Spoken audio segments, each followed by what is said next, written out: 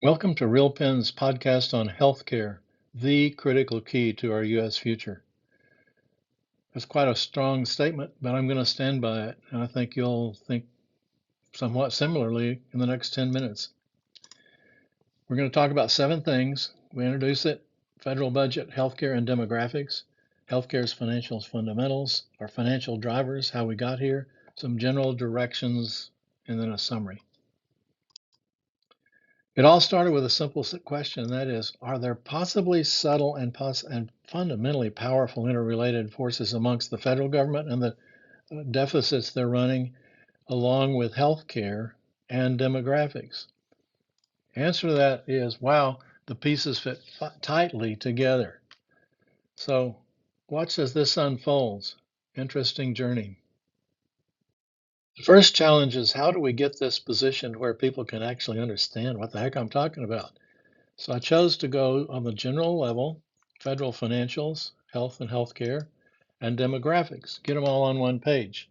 First, we'll go through the federal financials: 5.2 trillion of revenue, 7 trillion of expenses, which is a $1.8 trillion deficit. You'll find those online when I'm going to give you the URL. But the first thing that grabs you is Social Security and major health plans are $3.3 trillion of the 7 trillion, almost half of it. So we're paying half, 1.5 out of current taxes, and the other is debt. And there's where you can go read all about that. The projections are interesting reading. Healthcare: $5.3 trillion of annual estimated spend in 2025. There's some amount of waste in there. It could be a third, it could be less, more. We can get lost in that argument, but everyone would say, yeah, there's some waste there. 1.76 if it's a third, and there's where you can read about that. This brought me to why we are here, the demographics. Looking around and just watching what's going on, I think we're about at level replacement rate, and I'm old enough to remember when we were scared to death about population explosions, but now we're just barely replacing ourselves. We have a rapidly growing over age 65 population, but not much has been measured about it. And there are shifting ratios between the over and under age 65. I had Copilot run this for us, and it says, yeah, there's 4.8 now, 3.4 within 25 years, down to 3, sliding down into 2.8 and 2.6. That's all driven by whether you have full replacement, deteriorating under 65, etc., and how long people live after 65. Wow, it just hits right here.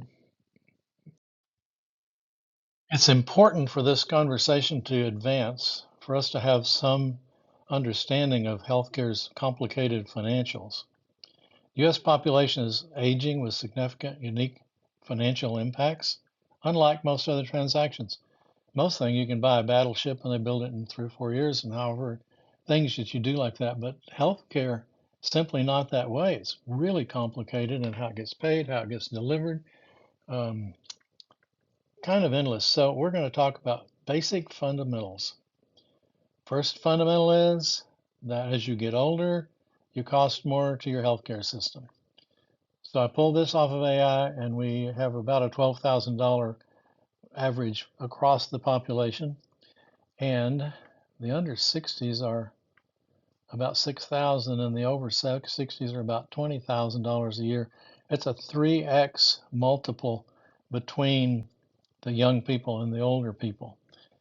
And that just is the start, because couple that with the fact that we're 17% right now over 65, and it's heading towards somewhere in the mid 20s and maybe 30. And a lot of that's driven by how long people live and what the birth rate is. So when you take these two elements right here and tie them together, you say, holy Toledo, this is different than any other transaction we're going to have to worry about. There's one more complicating factor that I put in here that we just look at it and then drop it off.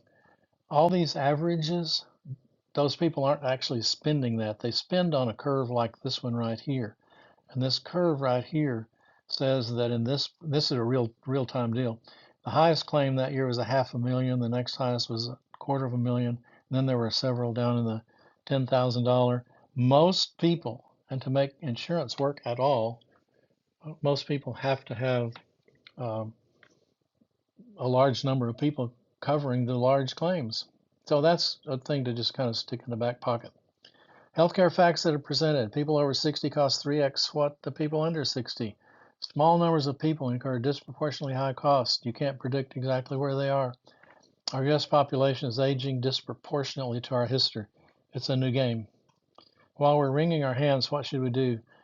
Expand the knowledge of healthcare financial fundamentals. We're making decisions about all of this. We're making decisions about all of this stuff, but most of us see it as a day-to-day transaction. You go down to the store and buy something and come home, and that was the transaction. Not that simple. Curtail price cost shifting among government and private employers. That has been insidious. The employers are in the healthcare business without skills and being selected against. And finally, recognize healthcare's local nature, shoring up care way beyond acute care or even social determinants of care. That was certainly a brief introduction to how healthcare is financed and where the money goes and so forth. Now we're going to go to how the money flows because this is how we're financed currently between the government's employers and so forth. So the first thing is we look at is that the government back 50 years ago put together a prospective payment system. And so when they pay 100% of the Medicare allowable, which is scientifically developed. The health systems will tell you that they cannot live on it, can barely break even. But guess what? Medicaid pays 72% on average of the Medicare allowable. So if you're losing a little money on Medicare, you lose a lot on Medicaid. So where does this all go? A good number that came up, 254% of Medicare. I would have guessed that employers generally pay 250% of Medicare. And the data that we deal with, we see people, hospitals charging 1,000% of Medicare, 600, but mostly it's around 5 to 600% like of Medicare, and then they give you a reduction 50% off, and it's 250%. Actually doesn't work well, but we've lived with it a long time. So basically, Medicare pays less than cost. Medicaid pays less than Medicare, so the hospitals and doctors are losing a lot of money on that. And employers are the hospital's only hope for margin and survival. It's kind of that simple, and yet it's not simple at all because of all the claiming and all the back and forth and all the rules and so forth. A lot of waste. We saw that earlier. We've put a bit of a stake in the ground that says healthcare is the key to our future. And I'm kind of hanging on to that. When you watch all this unfold, I think you'll start buying into the notion. The basic is there's never enough healthcare. We have infinite demand for healthcare. It's human nature. We go to the hospital, doctors, emergency room, keep us alive, get us well, do whatever it takes. Cost is no object, as long, of course, as I'm not paying it out of pocket. Our journey getting here is very interesting and points us well toward the future. Before the 1940s, healthcare and back in the 19th century was mostly cash and so forth.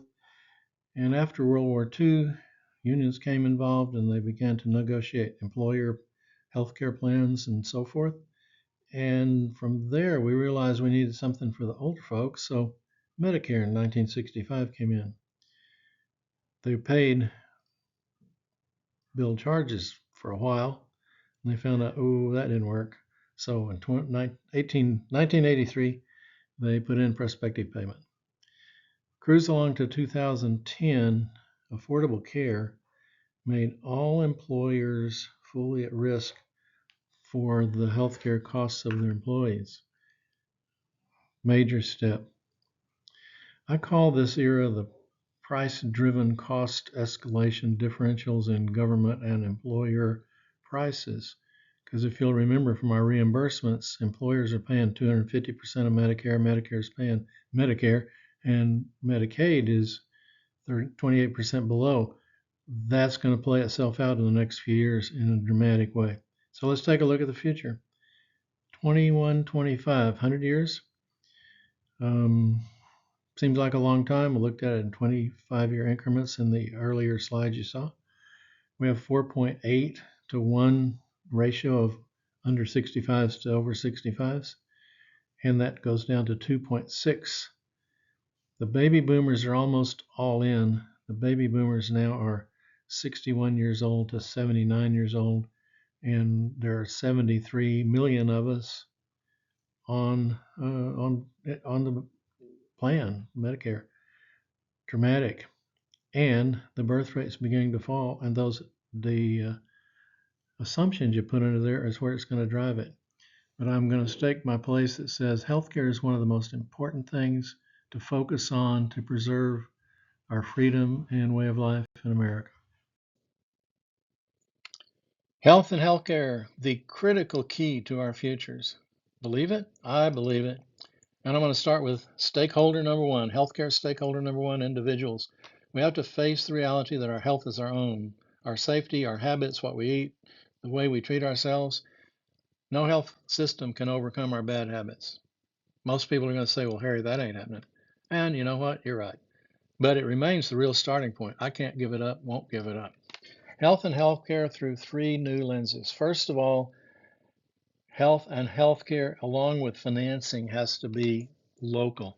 And that means local, meaning in the 19,000 communities that are in the U.S., or take it a little smaller, or 40,000 zip codes.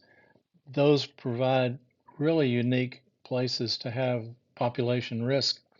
It makes sense, especially when you think back that all employers now, with 100 employees and they're scattered all over the country, they're fully at risk. They're in the insurance business. Here we go. Health is about health, not just treatment, and it expands across communities and our social determinants of health, jobs, society, education, the whole deal. Health system and pricing will drive new health pricing arrangement. If we stay fee for service, what I'm saying there is if we stay fee for service and prices are posted as a percentage of Medicare, then the hospitals, to grow and to serve better, are going to try to find better ways to finance, which they'll take risk that way. Health systems, short-term mandated price transparency, that's going to lead toward something that's going to be disruption. I start with healthcare is local, and I end with health systems have long-term, they're fully at risk along with their populations for governance, employment, etc. across the whole country. Health systems are at risk with their local populations. Critical key to our futures. I never dreamed the variables of budgeting, healthcare, and demographics would slam together the way they did, and they do, and I think that's going to hold. Current and future leaders will be well serve the country to figure this out, how to transform the U.S. healthcare system into better healthcare and cost, balance the U.S. budget, that's highly related to healthcare, and directly address the already underway U.S. demographic shift. They're sneaking up on us, but they're here now. I think it's this year that the first baby boomers hit the population, and here we go. And it's as if we didn't have enough to worry about already. Thank you for hanging in for over 12 minutes.